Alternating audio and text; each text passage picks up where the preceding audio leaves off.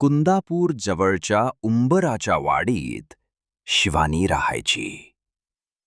8-9 वर्षाची शिवानी होती भारी चतुर. शाळा, घर, शेत व बाजार येथील मुले माणसे सगळेच तिच्यावर खुश असायचे. रेसी रविवारी कुंदापूरचा आठवडी बाजार भरायचा. शेतातील भाजी विकायला शिवानीचे आई बाबा जायचे. सुट्टीमुळे सोबत शिवानीही जायची.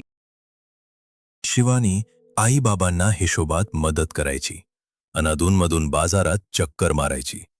भजी किंवा भेल खाणे हा तिचा आवडता उद्योग. एका रविवारी अशीच फिरत फिरत शिवानी बाजारातल्या मिठाईच्या दुकानापाशी आली.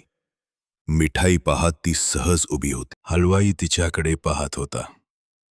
ए मुली, चल पैसे काढ. कसले पैसे? मघापासून माझ्या मिठाईचा वास घेतेस, त्याचे पैसे. आहो, पण मिठाईचा वास तर येणारच ना. म्हणून काय वासाचे पैसे द्यायचे? पैसे दिलेच पाहिजेत. म्हणून हलवाई ओरडू लागला. हळूहळू बघ्यांची गर्दी जमली. काय माणूस आहे हा? नेहमी असाच काहीतरी विचित्र वागतो.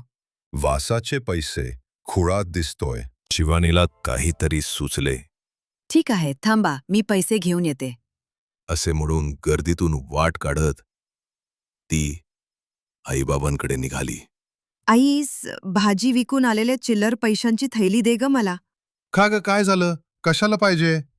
अगं आई, ती एक गंमत आहे, तू पण चल.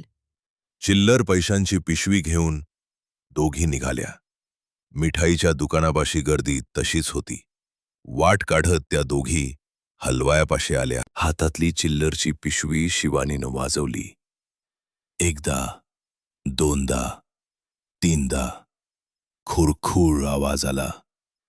गर्दीतले लोक शांत होऊन ऐकत होते. मिळाले पैसे? कसले पैसे? कुठे मिळाले? अहो, तुमच्याकडून मी काय घेतलं? मिठाईचा वास. मग त्याची किंमत काय असणार? पैशांचा आवाज, बरोबर की नाही? बरोबर. गर्दीतले लोक म्हणाले. आता हलवायाचा चेहरा बघण्यासारखा झाला होता. शिवानी मात्र ऐटीत पैशांची पिशवी घेऊन आईसोबत निघाली.